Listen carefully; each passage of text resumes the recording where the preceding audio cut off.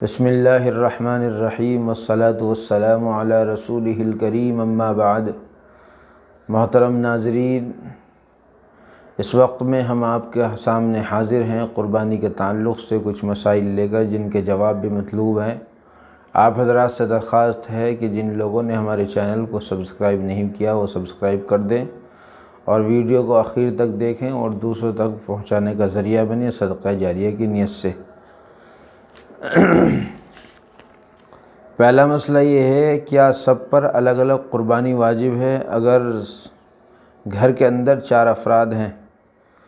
اس میں مسئلہ یہ ہے کہ بہت سی جگہوں پر ایسا ہوتا ہے کہ کمانے والے سب الگ الگ ہوتے ہیں اور سب پر الگ الگ قربانی واجب ہوتی ہے، لیکن قربانی کرنے والا ایک شخص ہوتا ہے۔ ایسا نہیں ہوگا، بلکہ اگر سب پر قربانی واجب ہے، سب پر قربانی کے وجوب کی جو شرطیں ہیں وہ پائی جا رہی ہیں، تو قربانی سب کو الگ الگ کرنی واجب ہے۔ اگر باپ بیٹے ہیں تو بیٹے کو الگ کرنی پڑے گی، باپ کو الگ کرنی پڑے گی۔ اسی طریقے سے اگر ماں ہے، بہن ہے، ان کے پاس بھی اتنا مال ہے جس کے اوپر قربانی واجب ہے، تو پھر انہیں بھی الگ قربانی کرنی پڑے گی۔ سب کی طرف سے ایک حصہ کر دینا یا ایک قربانی کر لینا کافی نہیں ہوگا۔ اسی طریقے سے دوسرا مسئلہ ہے، کون سے دن قربانی کرنا افضل ہے؟ سب سے پہلے دن قربانی کرنا افضل ہے، پھر اس کے بعد میں یعنی سب سے افضل جو ہے وہ سب سے شروع کے دن ہے اور اسی میں ثواب بھی زیادہ ہے۔ تیسرا مسئلہ ہے، کیا قربانی کی قضا ہو سکتی ہے؟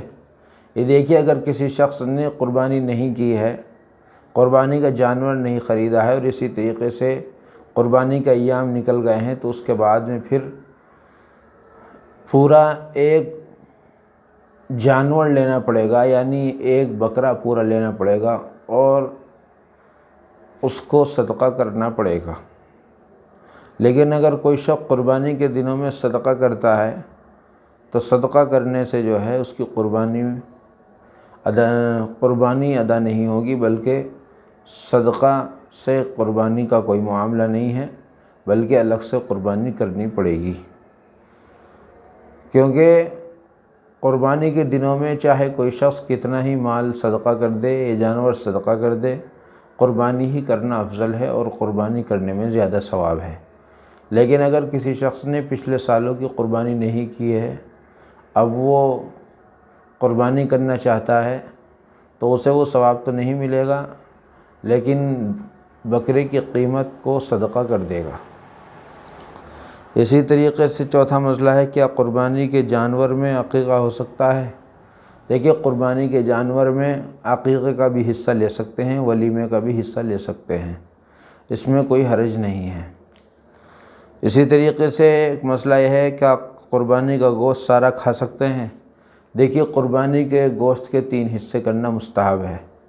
ایک حصہ فقیر، نادار، کمزور لوگوں کو، دوسرا حصہ اپنے رشتہ دار، دوست و احباب کو کھلائے، اور تیسرا حصہ اپنے استعمال میں لے سکتا ہے۔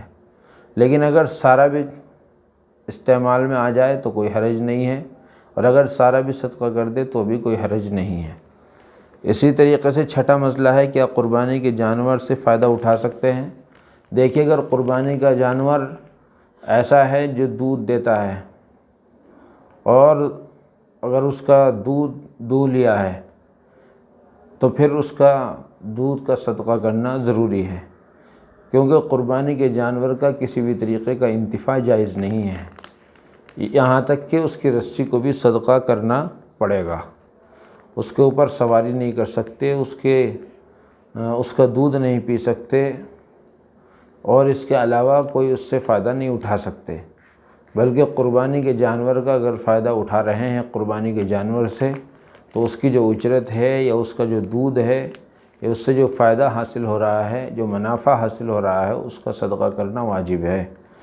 اسی طریقے سے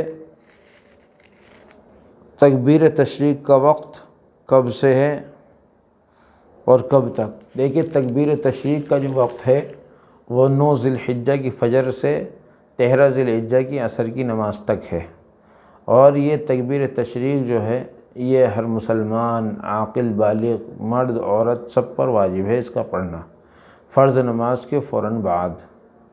اللہ اکبر لا الہ الا اللہ اللہ اکبر وللہ الحمد، سلام پھرنے کے بعد میں بغیر کسی سے بات کیے ہوئے، بغیر کسی مشغولی کے اس کا پڑھنا افضل ہے اور واجب ہے۔ اس لیے یہ 9 ذی الحجہ کی عصر سے 13 ذی الحجہ کی عصر تک پڑھا جائے گا۔ اللہ تعالی عمل کی توفیق عطا فرمائے۔ وآخر دعوانا ان الحمد للہ رب العالمین۔